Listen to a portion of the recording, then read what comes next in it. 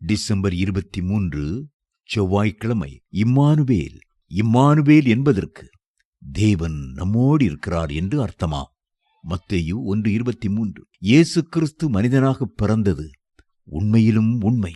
அவர் பிறப்பதற்கு முன்பாகவே அவருடைய குணாதிசயங்கள் என்ன என்பதையும் அவர் எப்படி நமக்கு ஆசீர்வாதமாக விளங்குவார் என்பதையும் குறித்து அநேக பெயர்கள் அவருக்கு கொடுக்கப்பட்டன. வேதம் சொல்கிறது, அவர் நாமம் அதிசயமானவர், ஆலோசனை கர்த்தா, வல்லமையுள்ள தேவன், நித்திய பிதா, சமாதான பிரபு. எசாயா 9:6.